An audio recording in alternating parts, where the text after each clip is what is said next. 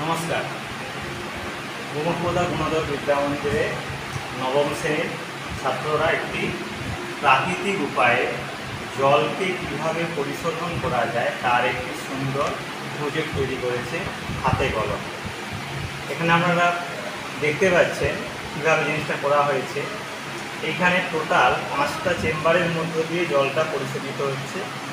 সব থেকে উপরে রাখা আছে তুলনামূলক আকারে বড় কিছু, মানে আকারে কিছু বড় টাইপের পাথরের টুকরো। তার পরের চেম্বারে রাখা আছে তুলনামূলক একটু ছোট সাইজের পাথর।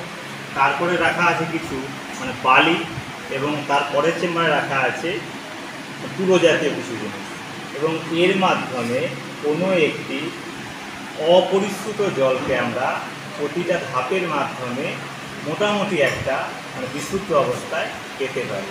যদিও এই জলের মধ্য থেকে আমরা পুরোপুরি জলটাকে জীবাণুমুক্ত করতে পারি না, সেটার জন্য আমাদের আরও কিছু পদ্ধতি অবলম্বন করার দরকার।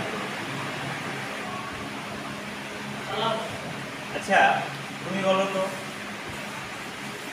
এইখানে আমরা পুরোর পরিবর্তে আর কি দিতে পারি? আটতলা দিলে কী হবে?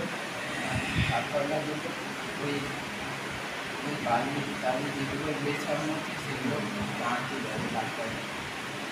মোটামুটি হয়েছে, কিন্তু কাঠকলার আরেকটা কাজ হচ্ছে, যদি জলের মধ্যে কোনো কালার কম্পাউন্ড থাকে, রঙিন পদার্থ থাকে, সেটা কী করে কাঠকলা সেটাকে শোষণ করে নিলে কী হয়, আলটিমেট আমরা একটা কালারলেস বা বর্ণহীন জল।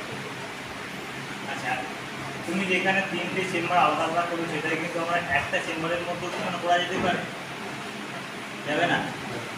আমি যদি এইরকম করতাম, একটা চেম্বারের মধ্যেই নিচে রাখলাম এইটাকে, তার উপরে লেয়ার রাখলাম এইটাকে, তার উপর লেয়ার রাখলাম এইটাকে, তাহলে তো করা যেতে পারত। আমার চেম্বারটা নিয়ে আকারে বড় করছে। আচ্ছা, তাহলে জলটা এখানে জীবাণুমুক্ত হচ্ছে না, তার জন্য আমরা কী করতে হবে?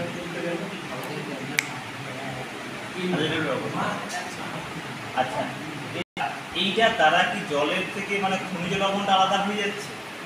না, হচ্ছে না। তার মানে এই জলটা খনিজ লবণযুক্ত জল, যেটা আমরা পান করলে শরীরের খুব ক্ষতি হবে না, যদি না এখানে কোনো রকম জীবাণু থেকে। বোঝা গেল জিনিসটা?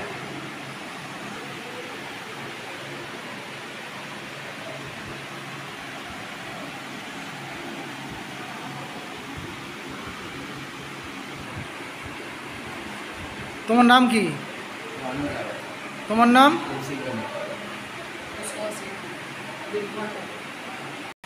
এটি হলো নবম শ্রেণীর জল চ্যাপ্টারের অন্তর্গত প্রাকৃতিক উপায়ে কীভাবে জলকে পরিশোধন করা যায় তার একটি হাতে কলমে তৈরি করা মডেল।